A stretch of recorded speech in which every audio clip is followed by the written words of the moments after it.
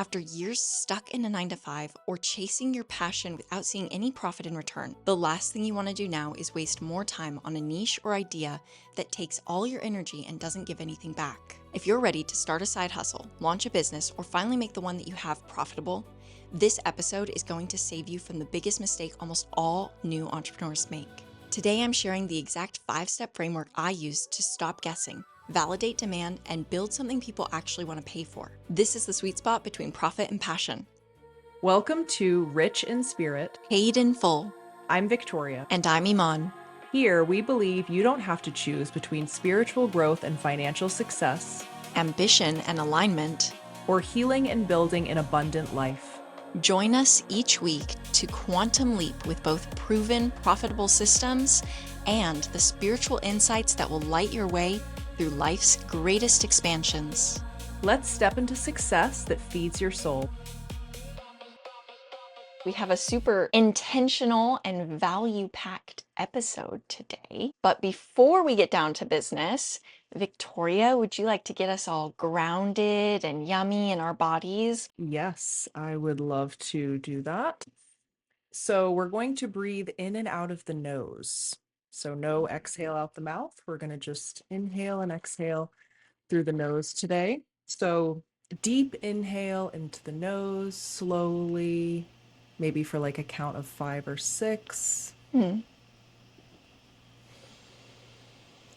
Getting to the top. And then exhaling out for a count of 7. So really slowing it down as much as you can. We have 2 more tries, so if you went a little faster than expected, that's okay. So for the second one, once you get to the bottom of the exhale, going into the next inhale, doing a 5 to 6 second count.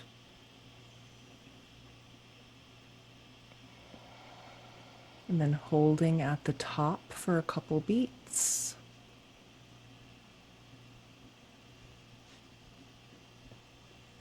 And then exhaling out 7, 6, 5, 4, 3, 2, 1.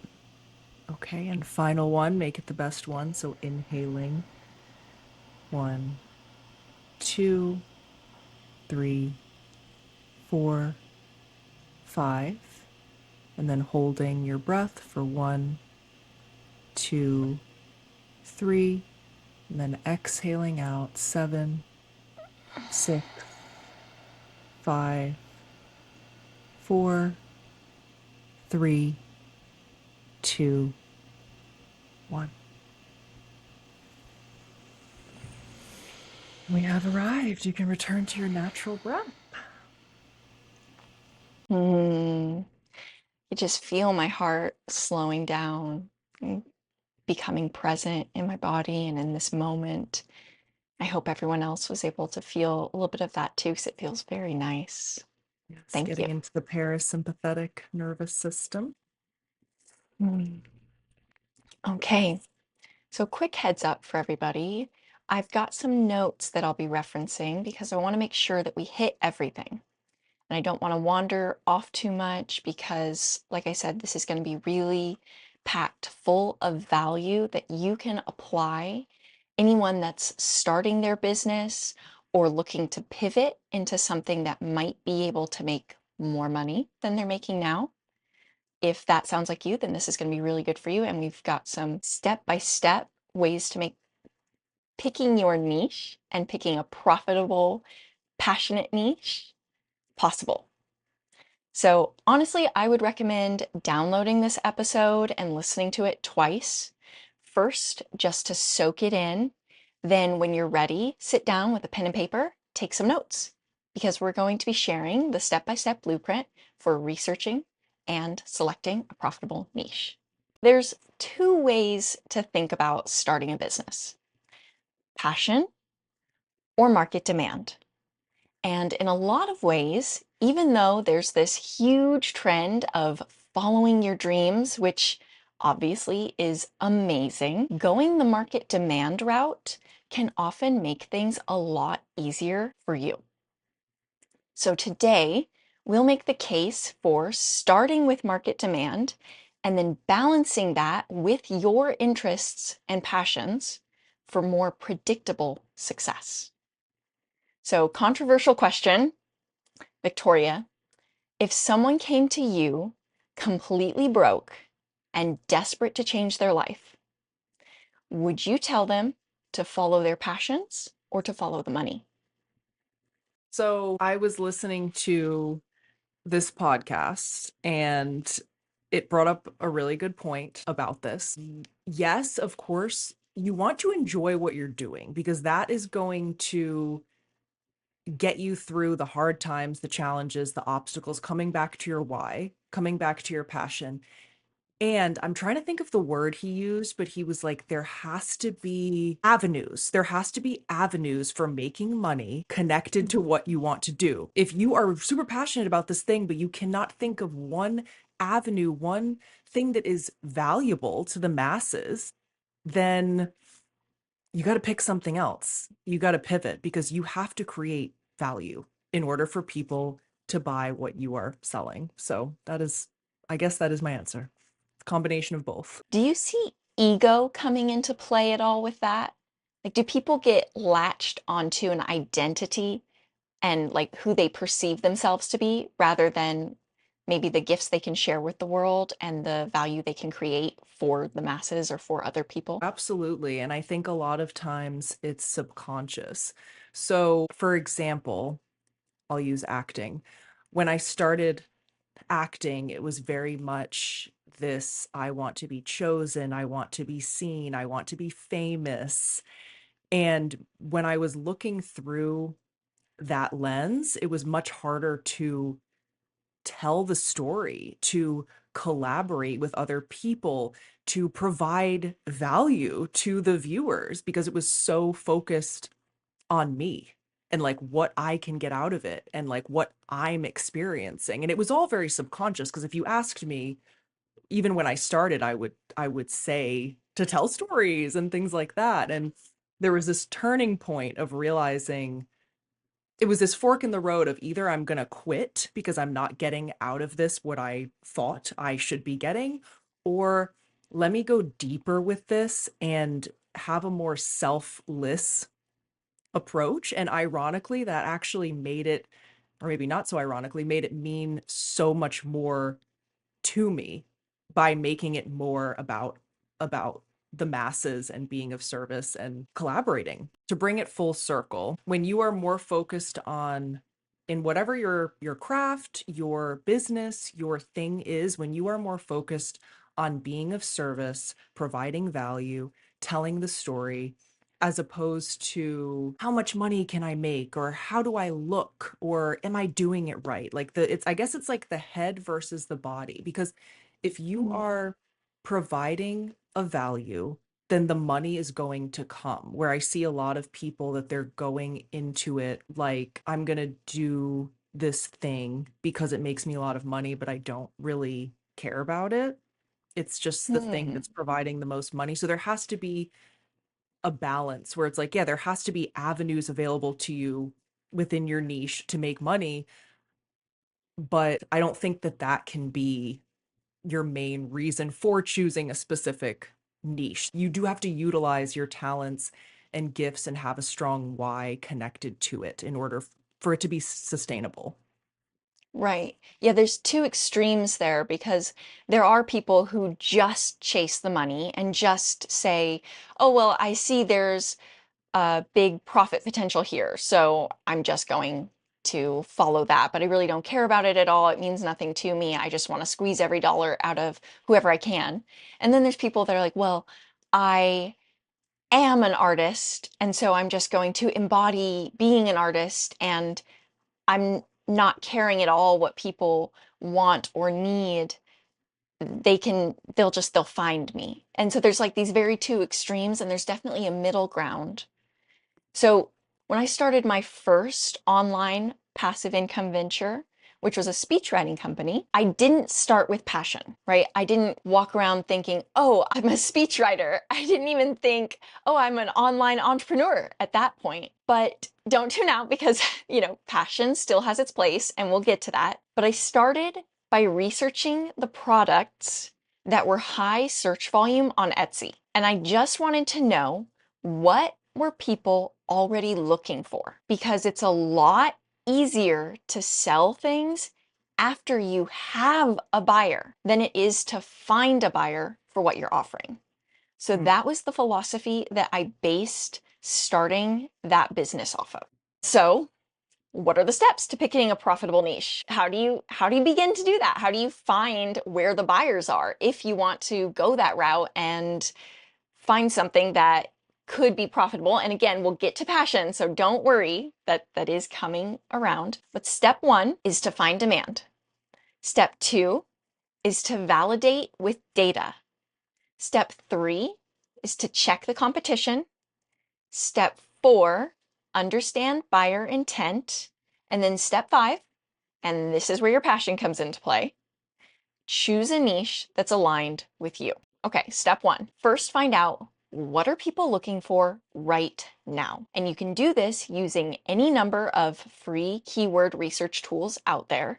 And they can be a little bit confusing, a little bit overwhelming. So if you've never used one before, feel free to shoot us a message. Happy to help guide you in the right direction with that and figure out a little bit more clarity. But that's the best place to start. Now, if you already have a following or you know the type of person that you want to help, this is your target audience, then you can use this prompt with AI to give you a list of products to explore during the next step, which is validating with data.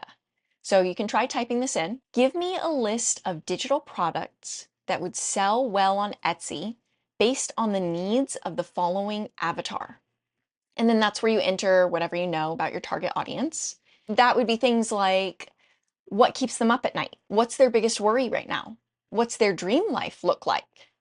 This is your avatar, your soulmate client or customer. And this is really important too. So whenever we do an episode on building a target audience profile, we'll link it in the show notes.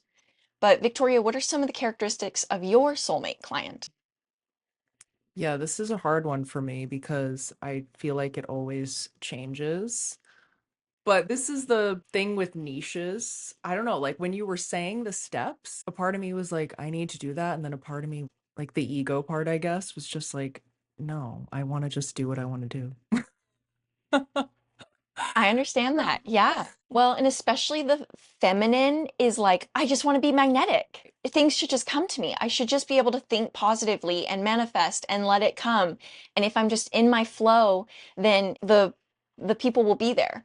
And to an extent, that's true, right? I'm not discrediting that. However, there's plenty of people doing that who are amazing healers and have amazing things to offer, but they're not getting the response because they're not utilizing the masculine side, possibly. Some people might refer to this as the masculine side because it is more structured, but they're not utilizing the dynamic between the two.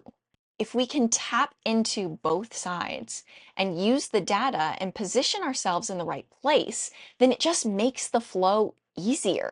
I agree. And I think that what I see a lot with myself and with other coaches is there is action being taken and there's plenty of things that they're doing, but it's from this place of, oh, this is just what I feel like doing today. It's not this calculated, I'm following a schedule for my posts, or every time I make a post, I'm thinking about this avatar who's an actual person and picturing them. What are they going to get out of this post? Things like that. It's more of just like, this popped into my head and this is what I'm sharing today. And like you said, it's a balance. You can have brilliant posts that do just kind of like come to you and you go with the impulse and you share it. But I do feel it has to be inside of a container. I mean, if you make some Yeah. viral post, but it doesn't really have anything to do with your offer, yeah, you'll get some people to your page, but they're probably coming to your page for the wrong reason. They're thinking that's your content, and then they see what you're posting, and they're probably like, I'm going to unfollow this person. This isn't what I thought. Yeah, that's very true. Some of my most viral videos have just been impulses that came to me and I threw together, and they were outside of my strategic posting schedule. However, they still played into the schedule. And I'm sure the fact that I had that container allowed some of those thoughts to come to me easier. Like if we wanted to use the bro word, it would be like strategy and tactics, but it's just being intentional. And we know how powerful it is to be intentional. So there's no reason why we can't also embody that Yeah, in our work. it's true.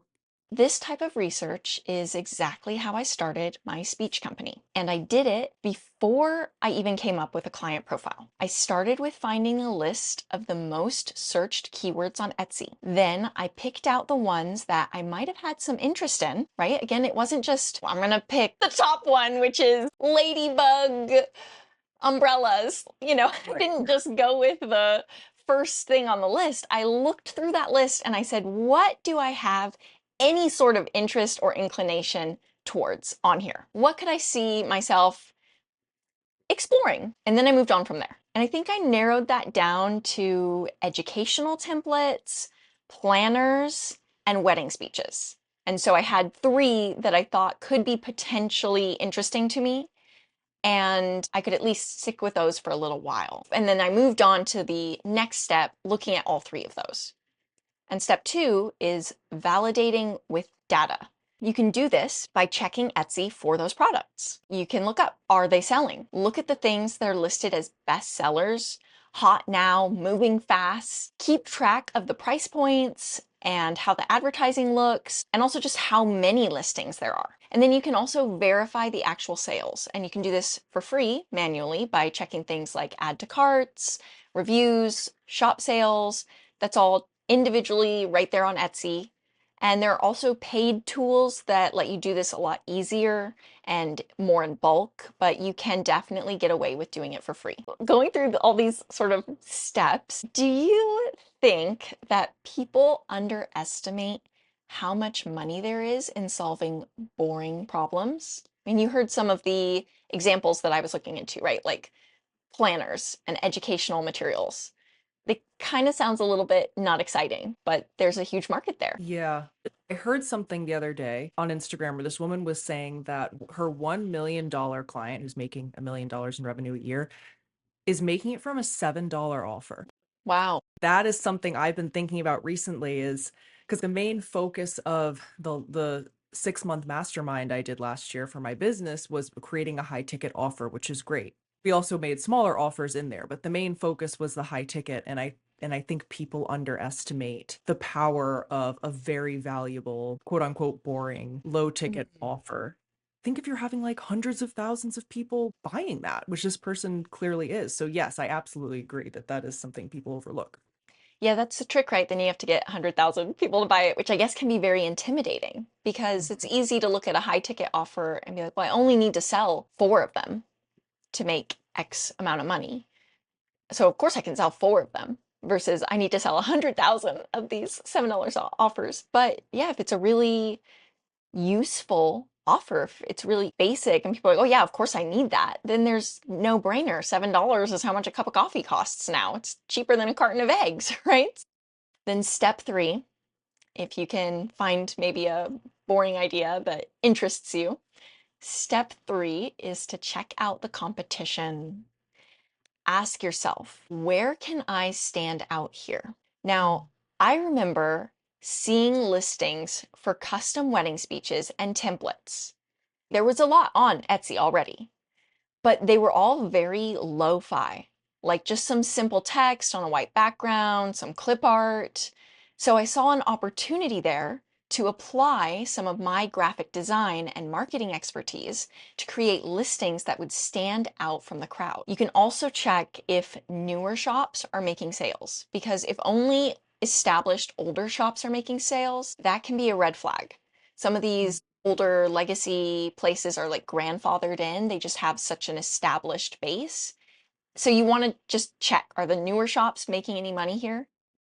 But overall, competition is a good thing. I used to worry about everything being oversaturated, but that is a lack mindset. And Victoria, we actually had a discussion around this recently, And you reminded me that everything is saturated. So, what are some perspective shifts you've had around that, and how have you used them in understanding the competition in your niche? So I like to think of a yoga teacher example. So there are thousands, if not millions, of yoga teachers. And let's just say they're all teaching a vinyasa class at this one studio on the same day. You're going to choose a specific yoga teacher because you like her, not because of the way she has you do downward dog or whatever. It's like people are going to buy from you, show up to your class, watch your movie, whatever it is, because sure, of course, you're great at what you do. And it's an energy thing. It's a authenticity thing. Not, I know that's a buzzword right now. And it's also accepting that you're not going to be everyone's cup of tea and really leaning into that, leaning into what feels right for you, what feels aligned for you, and knowing that the people are going to show up who are meant for you. And I'm in this other program right now. Someone was talking about their niche and how they're worried that it's not going to apply to enough people, that people are going to see it and swipe the other way. But it's like realistically, even if 10 people are buying your high ticket offer and it's $2,000, I mean, that's $20,000 right there. I mean, That's right. you don't need a ton of people to um be To interested vibe with you. necessarily. Yeah. And I think mixed with what you were bringing up of the container and the research and all of that, you're pretty much unstoppable. Like if you can find a way to be your authentic self and just show up and stay consistent, which is a problem with the more feminine, it Mhm. can be a problem with at least I'll speak for myself. That is such Yes, a huge you can speak for me too. I feel like you are very consistent. I admire I'm you. You getting it. inspire me. I'm getting it, but it's all cycles.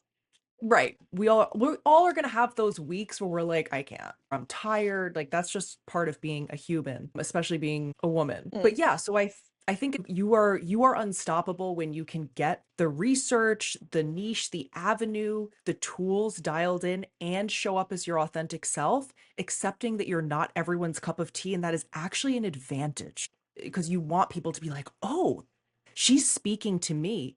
That is exactly what I'm experiencing versus, oh yeah, I felt that way sometimes. Next. It's audacious. You have to be audacious.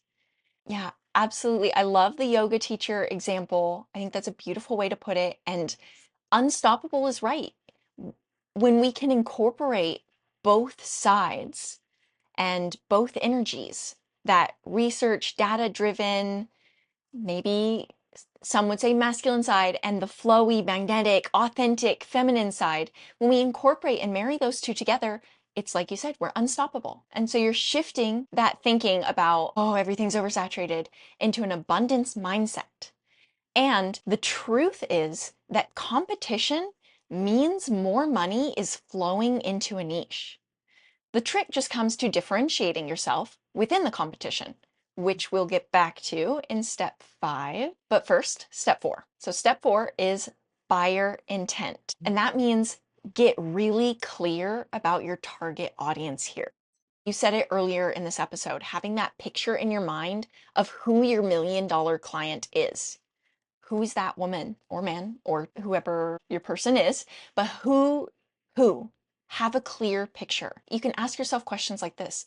Are you solving a clear problem? Is there urgency to solve this problem? Does the problem encourage multiple purchases? Is the buyer a spender? What is the cost to the buyer if this problem is not solved? So if we keep using my wedding speech company as an example, the answer to these questions were all very clear. People had a wedding coming up, so that's urgent. There's time frame there. They had the honorable position of maid of honor, best man, father of the bride, and so on, and they had to give a speech.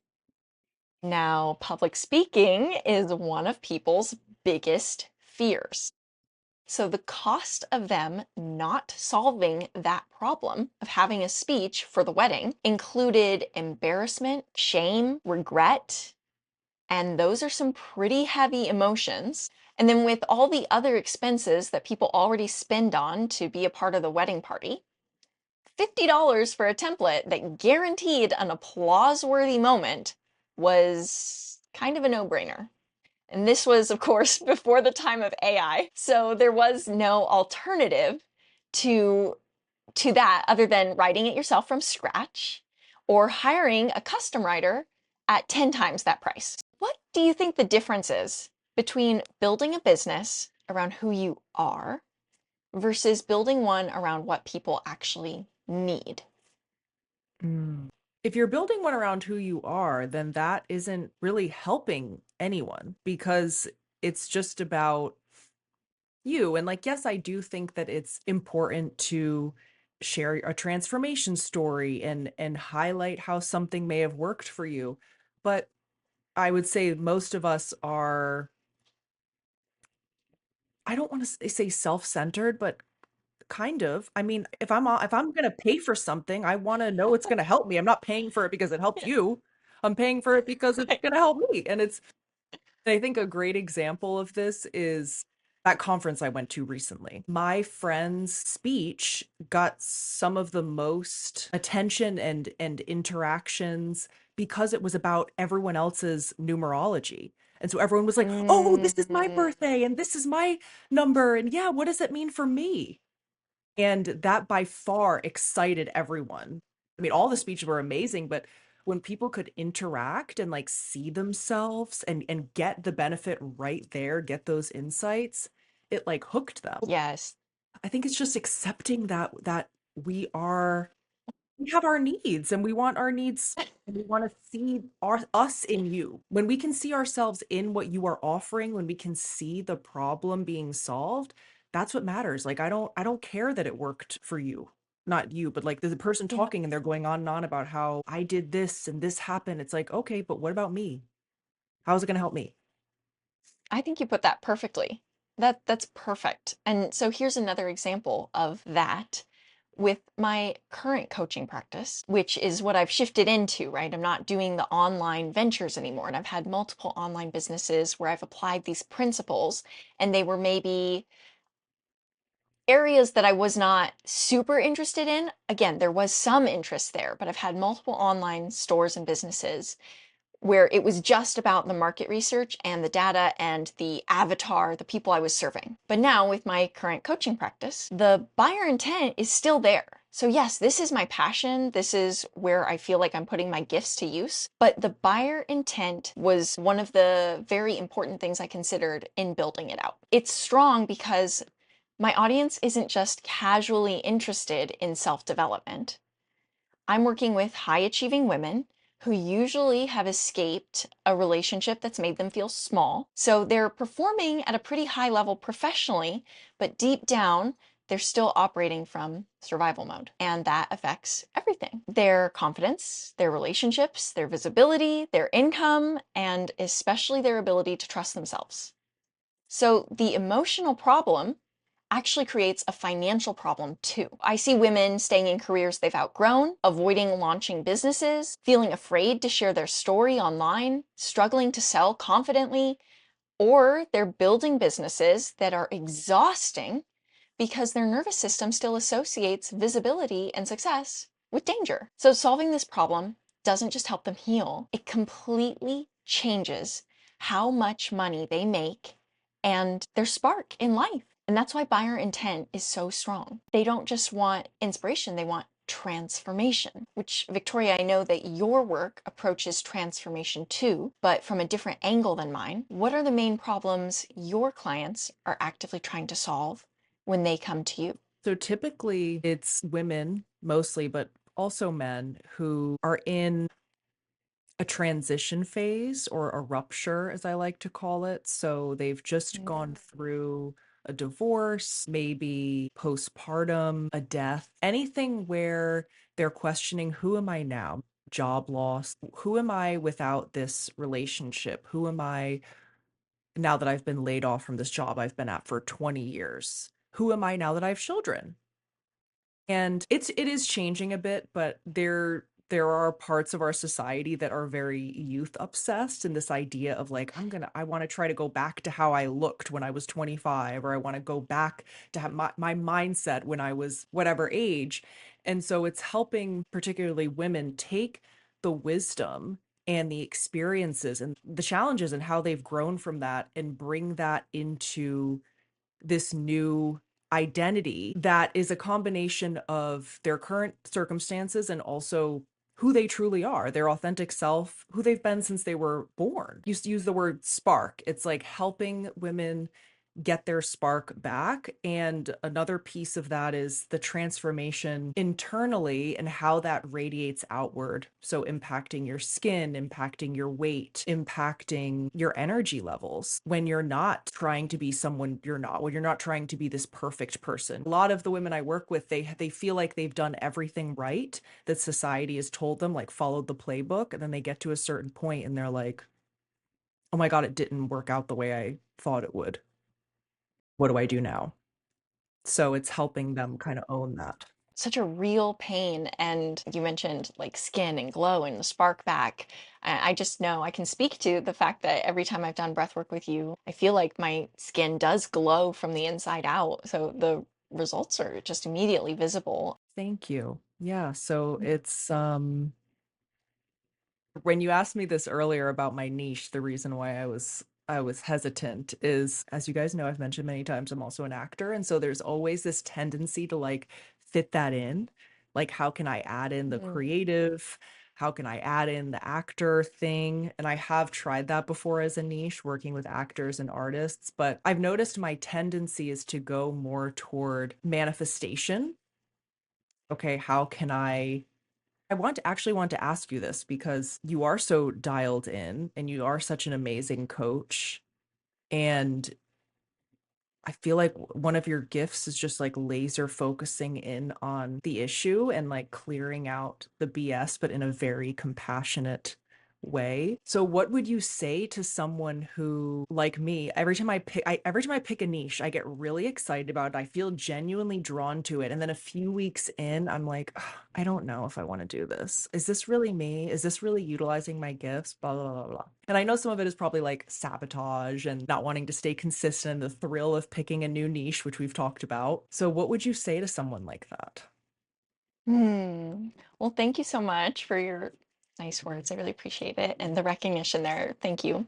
There's multiple layers to this. One thing is asking yourself, where is that coming from? Because usually you do have the answer inside of you. So, Victoria, for you, if you were to just tune in and listen to your body, what is the frequency of that feeling? You threw out a couple of words. So, what's the most prominent one coming to your mind? What's coming up is discouragement. Mm-hmm. It's like this expectation that is not immediately met, and I get discouraged, and then I'm like second guessing what I'm doing. Mm. If this was a coaching session, we would take it a different direction and I would continue to ask you some questions to get you to a place of the recognition, but you kind of asked me in the context of what we're talking about. And the discouragement is a perfect indicator of why it's important to do this kind of research because you want to make it easy for yourself to set you up for success. Entrepreneurship is very emotional and it's lonely and it's hard to stick with something that's not working. And the truth is, you shouldn't. Now, again, there's a balance and there's a fine line of changing every week is not giving it enough of a go. You're not giving it the chance to work. But if something hasn't worked in 6 months, you absolutely should pivot. That's not a failure on your part. That's a signal. That's a clue that you're not moving in the easiest, most abundant direction. Now, not everything is going to be super easy. There's going to be challenges, right? I mean, on the manifestation level, there's a lot of layers to this. There's a lot of layers with the universal laws, but this goes back to one of our episodes. We were talking about two things can be true at the same time, right? There should be an ease, but challenges are also there to serve you, right? So two things are true at once. If something's not working, pivoting is a good idea. But if you're noticing that you feel the urge to pivot after you start to build momentum or when something is working, that might be self-sabotage. That might be an indication that you need to stick with this, which was something that was coming up for me a little while ago. I was really getting momentum in my niche and I started to get that feeling of, oh, I think I need to change. Like, no, no, no. I see where that's coming from. I see that's my pattern. And the more we have a deeper understanding of ourselves and we can see some of our past patterns, the easier it is to catch them and to recognize that that's what's coming up. But you said discouragement, which to me seems to be an invitation to make things easier on yourself by reevaluating the path. How does that land with you? Yeah. It's funny, Lou, my boyfriend has been saying this to me a lot. Like, why don't you research what you're doing? And I'm like, no. But I think that would at the very least just give me proof that there is a market for what I am doing or there's not, and like, how I can pivot Yes. that. And the other thing that was coming up when you were talking, and thank you so much by the way, is and I see people asking this all the time is like the multifaceted queens. What are we supposed to do when we have a bunch of things that and we can also answer this at the end if you want to get through the steps, but I'm just curious what you would say to someone who does feel called to a bunch of different avenues or niches. Yeah, so we will continue to step 5, but this is a perfect pivot. Two things. Okay, so you've asked, what do you say to the multifaceted queen? And you also mentioned Lou has been telling you, oh, just do the research. And so I want to address the, oh, just do the research first, because I also have felt resistance to this. And in my other businesses, I was like, oh, I hate the data, I hate the analytics. But the truth is, that's what made it successful. And even now, I knew I had to do it. I knew I had to do it. It was on my list. And there was so much procrastination and hesitation to actually get to it because it doesn't feel sexy and magnetic and embodied. It feels like math class, but you can make it fun and an adventure. It doesn't have to be math class. You can approach this with a mindset of curiosity and make it fun for yourself. Make it a research date. You can call it something sexier than that. We'll have to think of a sexier name for that. But pour yourself a glass of wine, make yourself a hot chocolate, have a little cheese board, sit down with your computer, put on some nice vibey music. It doesn't have to be this rigid thing sitting at an office chair or a school desk. It can be relaxing and enjoyable and be really curious. Be like, ooh, what is that? Ooh, what's this? And yes, I mentioned the keyword tools, and if you can get a grasp on those, they're so helpful. But another avenue that you can go is looking at competitors on social media. And I've done this before as well. Look at trending topics that you think might be in your niche. Look at other people that are doing something similar to you, people that you think you might share the same avatar with, the same like ideal client. Look at those people. What's working for them? And the same thing applies here about older accounts. Don't just look at, oh, who's got millions of followers and has been around for 20 years.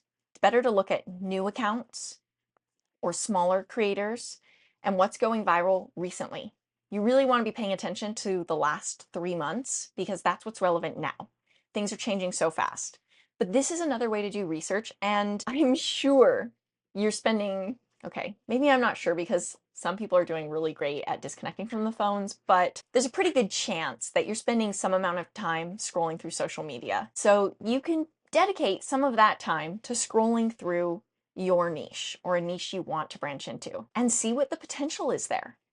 When I very first started my most current niche, that was how I started. I looked at the other conversations going on in the space. And even deeper than just seeing what your competitors are doing, and this is a huge one, look at the comments on their videos. What are people talking about in the comments? What are they asking for that other creators are not providing? So one thing that I was helping people with was, what do you do when you can't go no contact? Because a lot of advice with narcissists and with abuse is just go no contact, just go no contact. But as I've lived the reality, and this happens way too often, going no contact is actually not possible for a lot of people. So I found a way to help those people asking in comments, and people were asking for it. Your audience will tell you what they want. All you have to do is take the time to receive that guidance and to be open to it. So that's about the research. Now, you asked the multifaceted queens. Yes, we've all heard Jill of all trades, queen of none. And I heavily identify with that statement, that archetype, because I have so many interests. And I know you do too, and probably a lot of other listeners do. But picking a niche does not mean you're one-dimensional. So there is somewhat of a mindset shift here and a perspective change, a reframe that you have to do. Just because you're tailoring your message to one group of people does not mean you don't have other interests. Now, this might be a good opportunity to research some of your favorite interests and see which one has the biggest market or the most potential for profit, and then stick with that one for 80 to 90% of your content, and the rest can be the other stuff that you're interested in. There's nothing saying you can't share those sides about yourself. And I'm seeing a change recently, a shift. People want to see that. They want to see the multifaceted version of you. I share a lot of running content amidst my other more educational and abuse healing topics. I share my cat. I share travel. TikTok is a little bit more about the value that you can provide and the searchability. TikTok is trying to be a search engine. Instagram, people really want to connect with you as a person. So it also depends on the platform you're using. But don't be afraid to be multifaceted. You will serve more people if you can tailor most of your message towards your interest that has the highest impact. Does that answer your question? Absolutely. And something that one of the other coaches I spoke with at the conference shared with me about this topic is that if you are new and let's say you have a thing you do, you have your coaching certification or you're a breathwork facilitator, Reiki, whatever, but you're not sure exactly who your ideal client is, start to notice the type of people who come to you. Not only who are paying you, but who is commenting on your content. What are the questions they're asking? What are they saying? What are they resonating with the most? What do you enjoy sharing about? And that will kind of give you your niche. That will kind of do it for you, is just seeing what people are drawn to about you that you are providing. Yes, 100%. It's okay to test things, throw things out there, especially early on. It's one of the beauties, the advantages of being a small creator or an entrepreneur, because you don't have a massive team that makes it slow to pivot and change directions. You have the speed, the agility, the ability to adjust and to try all of the things that interest you. Try a lot of different types of content. And then, and this is the important part, which ties directly into what we've been talking about, look at the numbers, look at the responses, who is resonating with you the most, what videos are getting the most saves, the most comments, the most shares, because that's how you know it's having the biggest impact and people are finding value there. And then do more of that.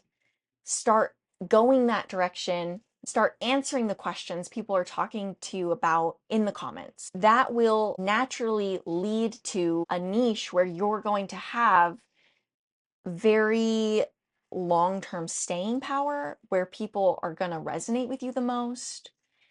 And this kind of brings us into step 5, which is where passion finally comes into the picture. So you've done the research, maybe you've tested a bunch of different ideas on social media, and you're seeing what is resonating with people. You see real potential for success. You see a niche that could have some profitability because of the competition, the buyer intent, all of the things we've discussed. So now you're setting yourself up for easy abundance. Now you get to pick the one that most appeals to you, the one that makes you the most excited. So I picked the speechwriting company out of all the other choices because I had a background as a screenwriter. I liked writing. I knew I would have something valuable to offer in the speech writing space. And by applying my previous skills and expertise to a different industry, that's also another way I differentiated myself from the competition. Now, again, that's not to say that you can't be successful going the other way around. No one is saying that you can't pick something you love and build a niche around it, but it can be a slower, more difficult road, right? Different things work for everybody. However, if you want to set yourself up for success, I've seen a lot of people do it and I have the experience doing it this way. What do you think the difference is between your soul calling you towards something versus just liking the idea of a certain identity or a certain job? I think one of the hallmarks of liking something on a more surface level is the ego being the main driver, as we talked about before. And usually when I see that in myself of like, oh, I want to do that, it's this comparison thing, which there is value in that. There is value in being expanded by someone and seeing them be in the position that you want to be in. And like you were saying, researching, seeing what people are doing and being like, okay, these are the steps. But I think the way you can tell is just asking yourself, why? Why am I drawn to this thing? Why do I want this? And just keep asking why. Every time you get an answer, keep asking why until you can get to the real root. And is it wanting to be accepted? Is it for validation? Is it purely for monetary gain? And none of these answers are wrong, but it's just being honest with yourself. And it's also okay to start that way and then allow that to take you on a journey back to your soul, back to yourself, back to what actually lights you up. I mean, everything is happening perfectly. There's no right way to do this. We're all on our own path, and we all do have to learn certain lessons in this life. It's why we're here, why our souls came here. But I think that you can tell something is truly coming from your soul when it's more of a feeling than something that can be described. It should make you emotional.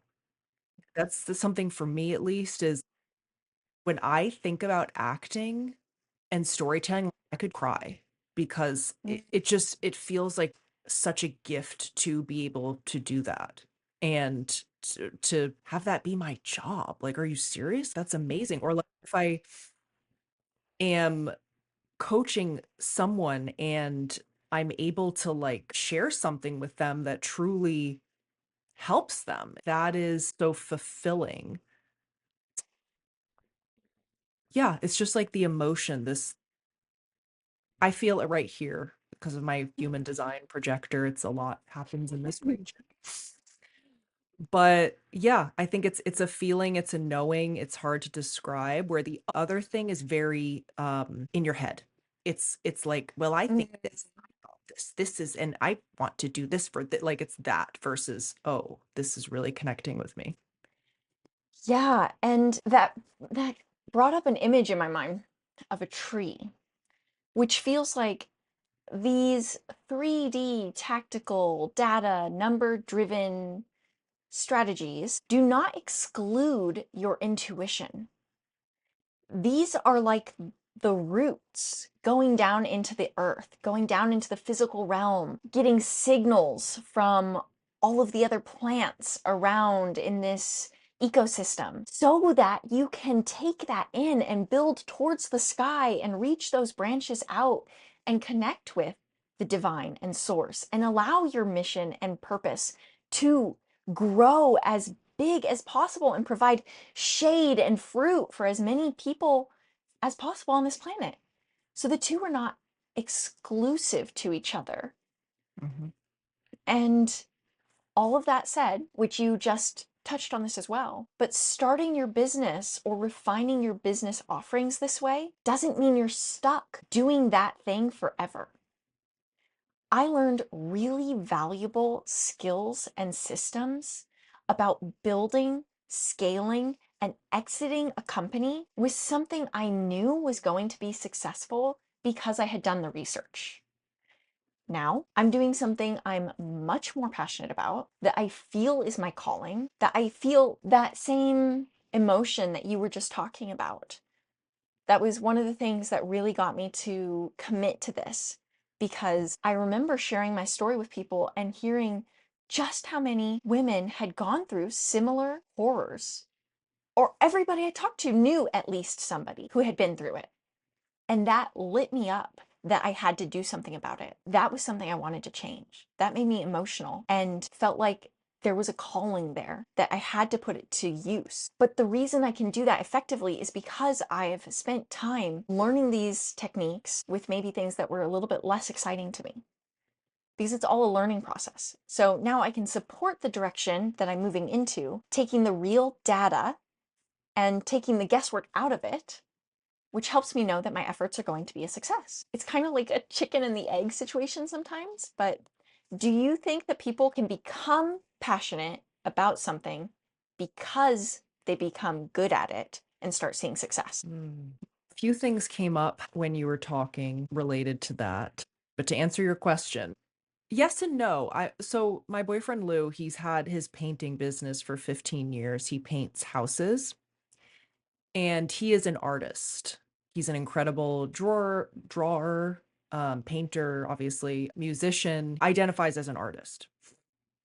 And so he never thought he would be doing painting this long. He kind of just got into it because it seemed like easy money. He had an uncle who had a painting business.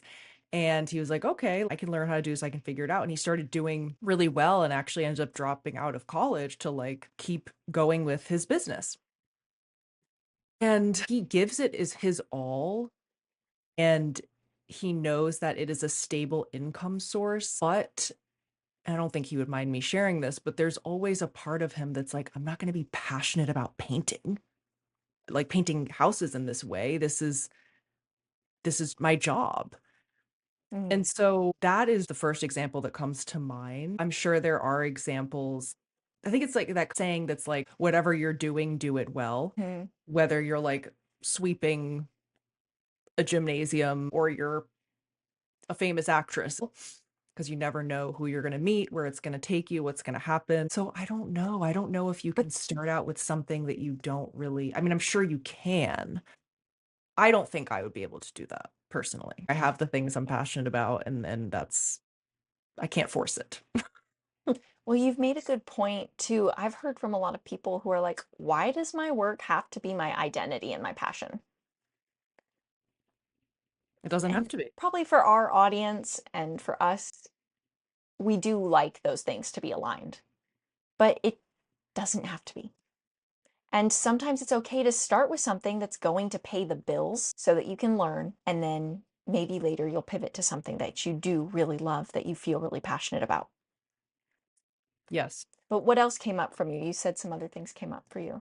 What came up for me when you were talking about that is I think when you start something purely because you're passionate about it without the research, and let's say you don't have a background in corporate or something else where you're like, okay, I know how to make money. I know how to be successful doing something that I went to school for, and it's kind of just, my job. I hear about so many stories of people who went from corporate, then opened their own business, and within a year, they're very successful. And I think that, or at least from my experience, when you start something purely from a point of passion and you don't have that evidence that it can make money, it can be very blinding. Discouraging. Just exactly discouraging, and it's blinding because you're just like, well, I want to do this, it feels good, it's what I love, and you're kind of blind to all of these other tools that can help you to hone it or pivot or fine tune it because you're like, no, this is my passion, I'm doing it, I need to do it this way. Where if you come from a corporate background or you come from starting a business that was more so something that was in demand, something to make money, then you come into it knowing that that is a step that you cannot skip. That is a part of the process. Where if you come from just a passion point, you don't know that that's a requirement. You think that's just what other people do. And Yes.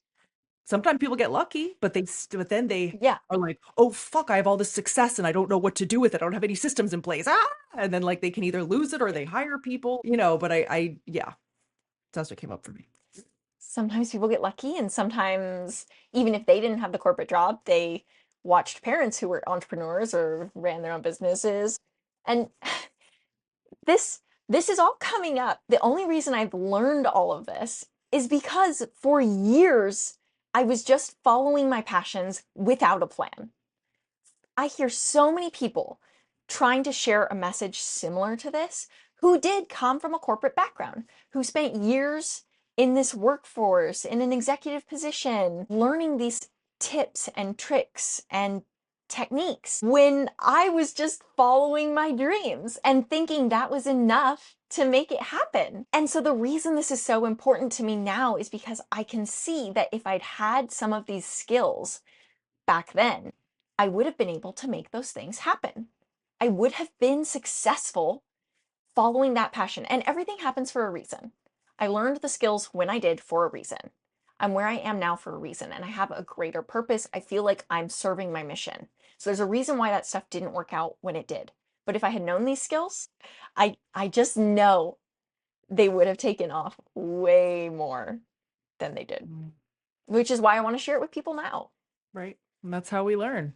Think of it like this. Building a profitable niche is like cultivating a garden. So the women who create thriving businesses aren't randomly throwing seeds into the wind. They're intentionally studying the soil. They're understanding exactly what they want to grow, and they're creating the right environment for it to flourish.